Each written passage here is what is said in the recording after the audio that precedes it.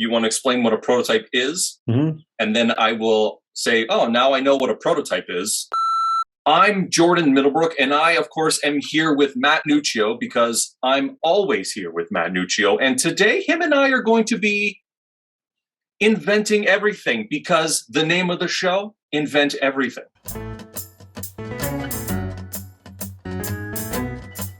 I had my script somewhere. All right, let's get this party started. I found it. You're a little low, but I can raise my volume. So I'll try and speak a little bit louder for you. Okay. Are you ready to rock and or roll? Okay. Matt, my prospective licensor is really interested in my invention, which is the greatest invention, but they've asked to see a prototype. Now, I got to tell you, I don't know what a prototype is. Matt, can you tell me what a prototype is? You would think it'd be an easy answer, but it really depends. I mean, what kind of prototype are they looking for? If you want to find out more about the United Inventors Association, head to uiausa.org. Contact them and find out how you can join. Well, Matt, I got to ask, how many prototypes are there? Off the top of my head, at least 7 different types. That sounds like a list. Yep. Looks like we're going into it again. This is my favorite time of year. That plus Christmas. Let's hammer this list out. Okay. Let's talk 7 different types of prototypes. Number 1. A looks like prototype. What's a looks like prototype? A looks like prototype is something that looks like what you're doing, but doesn't necessarily function. It's usually used for presentations, used for showing retail buyers, or just giving a general idea of what the aesthetic of a product is. They can be 3D printed, made out of sculpty, can be sculpted out of foam, just something that gives a nice semblance of what the product is. Number 2.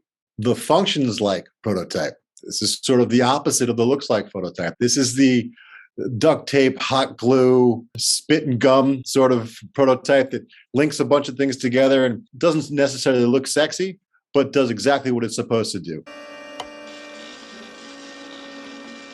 and functions properly. Okay. Number 3. Proof of concept. So this is similar to a functions like prototype. It can really just kind of show how it functions, and some things can be faked, but the overall arc of the concept needs to be represented in a way that they can clearly understand what it does.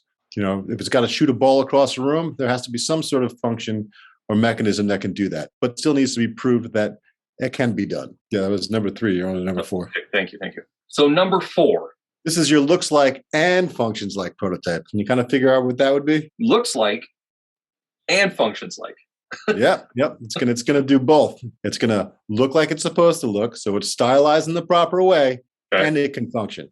This is often the type of prototype that's done, right before a big presentation with a large retailer. Number 5. This is my favorite type of prototype. It's the Frankenstein prototype. It's alive! This is when you go to your local store and you start kit bashing. So you grab a bunch of different items, you rip them apart, gluing, taping, stapling, welding, putting them all together to create something that will ultimately do what you want your product to do, but it's hobbled together from other things. You have the head of one doll, and then you would go to the hardware store and you'd buy a set of protractors and use the one protractor, and you've got a rocking head doll thing, and its main purpose really is just to scare children. That's all we're about, scaring children. Number 6. This is your pre-production prototype. This is a prototype that's very far along. All the ducks in a row. It's been engineered properly. It's got all the correct specs. It's all been costed out. And now they're making a sample before they actually go into tooling or whatever process that they need to do to create the product. Every duck is ready to go. Yes, all ducks are represented in this industry. Number 7. This is your production prototype. So now you've tooled your product and it's just about to go into manufacturing. And the factory will have you sign off on it. Once you've signed off on it, this is your production sample. They will go from there and manufacture, hopefully, millions of your concept from your approval on this prototype. From number 1 to number 7.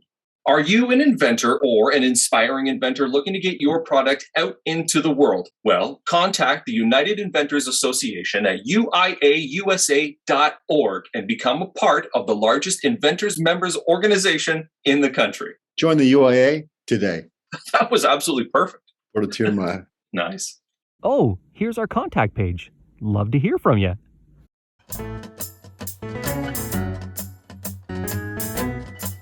Okay.